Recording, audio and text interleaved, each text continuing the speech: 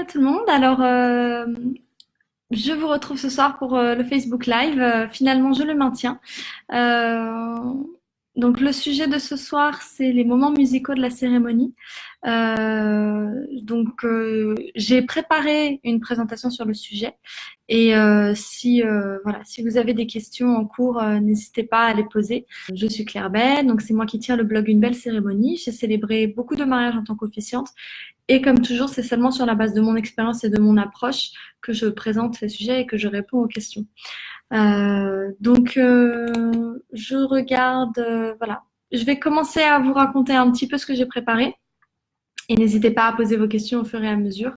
Pour les musiques, alors la musique, étrangement, la musique d'une cérémonie de mariage, ça fait partie des sujets vraiment, vraiment casse-tête. Encore plus que les vœux, j'ai remarqué, parce qu'au moins les vœux, on sait un peu dans quelle direction on va, on peut gribouiller des choses, avoir des idées. La musique, vraiment réussir à identifier quelle musique nous parle, sur quelle musique on a envie de faire son entrée, sur quelle musique on a envie de terminer la cérémonie. Voilà, c'est vraiment quelque chose que c'est pas forcément évident de sélectionner les morceaux. Mais moi, je vais pas vous parler forcément de comment choisir ces morceaux. Je vais plutôt vous parler des différentes manières d'intégrer la musique dans la cérémonie, sachant que pour le choix des morceaux sur le site Une belle cérémonie, il y a une liste de 35 morceaux pour le mariage. Donc, n'hésitez pas à aller trouver de l'inspiration là-bas. Il y a deux moments musicaux qui, selon moi, sont incontournables dans une cérémonie. Le premier, c'est pour l'entrée des mariés, tout début. Et le deuxième, c'est à la fin sur le baiser pour vraiment conclure la cérémonie. Et à part ça, il y a plein d'autres moments qu'on peut ajouter. Donc, par exemple, dans l'ordre, hein, au tout début, c'est pas mal d'avoir une musique euh, d'ambiance pendant que les personnes arrivent, s'installent.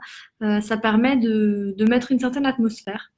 C'est une musique qui n'est pas très forte, qui est un petit peu en fond vous pouvez faire une liste vraiment 10 minutes, 15 minutes de morceaux. Vous irez peut-être pas jusqu'au bout, mais au moins vous savez qu'il y aura toujours une musique d'ambiance jusqu'à ce que tout le monde soit prêt pour commencer. Et à ce moment-là, le DJ va vraiment baisser le son et on a un moment de silence. Là, l'officiant prend la parole pour annoncer que la cérémonie va commencer.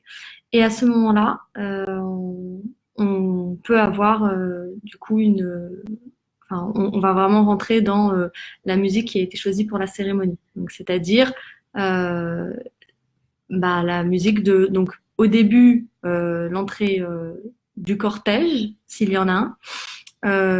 Et si vous voulez faire dans le traditionnel, on va faire l'entrée du marié au bras par exemple de sa mère, puis la mariée au bras de son père. Donc, ce qui est de l'ordre, voilà, il y a ce qui est purement traditionnel, avec au début un cortège de témoins, le marié, un parent, éventuellement les deux parents qui ne sont pas avec les mariés ensemble, puis la mariée avec son père, éventuellement précédée d'une petite fille qui jette des pétales de rose. Enfin, ça c'est le classique. Ensuite, il y a plein de manières d'entrer, de faire son entrée à une cérémonie. Les mariés peuvent entrer ensemble. Ils ne sont pas obligés d'être séparés. On n'est pas obligé d'avoir un parent qui amène un marié à l'hôtel. Vous êtes complètement libre. Ce qui va marquer le côté rituel de ce que vous faites, c'est simplement que c'est très bien organisé, hein. Il y a une musique qui est lancée, les mariés qui démarrent, les gens savent où s'installer quand ils arrivent, ils savent où se placer. Bon, ça c'est quand même une autre question. Euh, En général, on va pas faire une musique par groupe de personnes ou par personne. Parce que imaginez bien, pour descendre une allée, il faudra 10 secondes. Donc on va pas forcément lancer une nouvelle musique toutes les 10 secondes. Donc ce qu'on peut faire, c'est une musique, soit la même musique pour tout le monde, ça marche très bien. Ou alors, si vous voulez vraiment avoir un morceau spécifique pour la mariée, à ce moment-là, vous faites une musique pour le marié, le cortège, et puis ensuite une transition, et puis on fait une nouvelle musique pour la mariée. pour marquer le coup, mais ça c'est toujours dans la vision assez traditionnelle, hein. Moi j'aime bien dire je vous invite à vous lever pour la mariée. Ça rajoute un petit moment solennel, surtout qu'ensuite bah, le reste de la cérémonie on va pas chercher à faire du sur-solennel, donc c'est pas mal d'avoir des petites touches par-ci par-là qui vraiment mettent le cadre. Voilà, ça c'est pour les musiques du début. Ensuite, dans la cérémonie, il y a deux manières d'introduire de la musique. Ça va être soit des interruptions pour des moments musicaux, soit de la musique en fond de certains moments. Donc une interruption, c'est par exemple entre un discours de l'officiant et une lecture de texte. Moi ça m'est déjà arrivé qu'il y ait un groupe de gospel qui soit présent dans la cérémonie, et donc du coup on s'arrête. Coucou merci. Et donc du coup, on s'arrête pour voilà pour avoir un petit extrait musical. Donc là, les mariés ont choisi par exemple que le groupe de gospel chante Oh Happy Day, et donc du coup, bah voilà, on a un moment qui est purement du chant, purement pour écouter. Une autre manière d'introduire la cérémonie, donc je vous disais c'est en fond. Par exemple, si alors moi j'ai trouvé ça très très réussi. Il y a certains mariés qui décident d'avoir une musique classique en fond de l'échange des vœux. Et on se dirait mais non, mais on n'a pas envie de concurrencer l'échange des vœux avec une musique. Mais en réalité, si c'est pas trop fort et si c'est un morceau qui est pas trop comment dire trop présent ou qu'il n'y a pas de parole dessus, bah, ça peut très très bien passer. Le seul cas dans lequel je ne le conseille pas, c'est si vous avez un vidéaste, par exemple, qui doit filmer la cérémonie, qui a un micro, qui prend les vœux. S'il y a une musique qui est captée par ce micro, après le vidéaste va avoir un travail très compliqué à faire au moment du montage, parce que du coup, il va plus avoir que les mots, il va aussi avoir un morceau derrière qui va être coupé avec son montage, donc ça va pas très bien marcher. Mais si vous n'avez pas prévu de vidéo pendant votre cérémonie, alors là, ça crée vraiment une atmosphère enveloppante, vraiment très réussie. Et je trouve, hein, pour les vœux, ça marche aussi pour certains rituels. Pour l'échange des alliances, je suis un petit peu moins convaincue parce que c'est un geste qui est très rapide. Échanger des alliances, vraiment, même si on essaie de le mettre en valeur, le geste en lui-même de prendre une alliance et la mettre au doigt, ça prend 5 secondes. Et dans la réalité, il n'y a pas de ralenti comme dans les films. Donc du coup, voilà, le fait de mettre une musique là-dessus, ça n'a pas forcément de sens.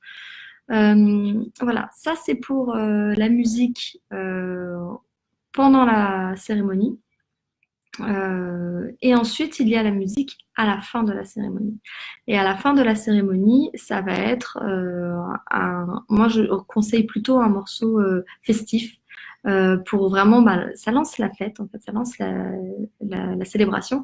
Donc au moment où les lèvres des mariés se touchent, il y a une musique qui est lancée. Et donc là, il y a vraiment une coordination à faire entre l'officiant, les mariés et la personne qui gère la musique. Et donc ça m'amène d'ailleurs à ce sujet, qui est-ce qui doit gérer la musique pendant une cérémonie? J'ai vu beaucoup de cas de figure. L'idéal, c'est le DJ, c'est-à-dire que vous avez embauché un DJ pour gérer la musique de la soirée. Donc, en fait, profitez-en. Parfois, ça demande un petit supplément parce qu'il doit ramener du matériel supplémentaire, il doit arriver plus tôt pour sonoriser la cérémonie. Mais vous aurez besoin d'un micro pour la cérémonie de toute façon pour qu'on entende de loin. Donc, au passage, s'il peut être présent pendant la cérémonie pour lancer les musiques, normalement, ça peut rentrer dans son planning. Du coup, vous pouvez lui passer un briefing, lui dire à quel moment doit être lancée la cérémonie, lui donner soit le texte de la cérémonie en disant c'est après cette phrase-là, ou juste lui donner des mots-clés. Et sinon, ce qui marche très bien, c'est des échanges de regards entre l'officiant et le DJ pour dire voilà, on va se lancer. Donc, voilà, les professionnels arrivent très bien, même sans être professionnels, hein, quand les gens se mettent d'accord, ils arrivent très bien à se coordonner juste avec quelques regards. Et donc voilà, pour le DJ, c'est vraiment l'idéal. Ça, en général, ça marche très bien. L'autre possibilité que j'ai déjà vue de temps en temps, c'est quand ce sont des amis qui gèrent la cérémonie. Alors, je vais pas entrer dans le cas où c'est l'officiant qui gère la musique. Ça peut arriver. Je trouve juste que c'est un tout petit peu handicapant pour l'officiant de devoir, en plus de gérer son texte, de devoir lancer des musiques, les baisser. Bah, ça fait que tout est un petit peu moins fluide. Voilà. Mais donc je vais aller directement au cas où les mariés demandent à des amis de gérer la musique. Alors là, il faut déjà une chose très très importante, il faut que ces amis soient investis, c'est-à-dire qu'ils soient impliqués, qu'ils arrivent suffisamment tôt, qu'ils installent vraiment les choses et qu'ils fassent des tests. Parce que moi, ça m'est déjà arrivé d'arriver à une cérémonie. Les mariés avaient demandé à une personne de gérer les musiques. Elle était venue avec les musiques sur une clé USB.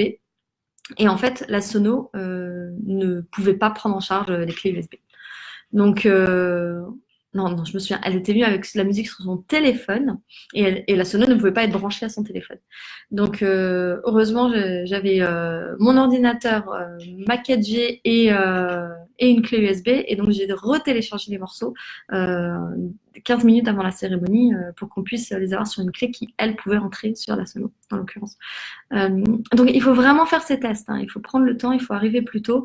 Et il faut penser que quand vous demandez à des amis de gérer la sono, bah, peut-être qu'ils pourront pas aussi bien profiter de, je sais pas s'il y a des photos par exemple qui ont lieu juste avant, votre ami va devoir s'enfuir pour aller gérer ces détails de la cérémonie. Donc il faut penser à ce genre de choses. Et autre chose, il faut un tout petit peu de pratique quand même, hein. Lancer une pratique avec le matériel, se mettre d'accord sur comment vous voulez que les musiques soient apportées, qu'elles partent, voilà. Bon, les DJ quand même font un travail un peu professionnel, ça vaut le coup de se reposer un peu sur eux. Voilà. Donc, bon, bah, c'est tout ce que j'avais à dire sur les musiques de la cérémonie. Je pense que je vais conclure hein, comme ça. Hein, si vous avez des questions. Ah, bonjour, Julie. Du coup, je vois que t'as peut-être des questions hein, sur la musique, mais sinon, bah, je répondrai aussi aux questions en commentaire. Le live va rester disponible sur la page d'une belle cérémonie. Et puis donc, bon, bah, j'ai réussi à garder l'horaire cette semaine. Je vais le regarder pour la semaine prochaine. Aujourd'hui, c'était un peu compliqué, c'est pour ça que j'ai failli l'annuler.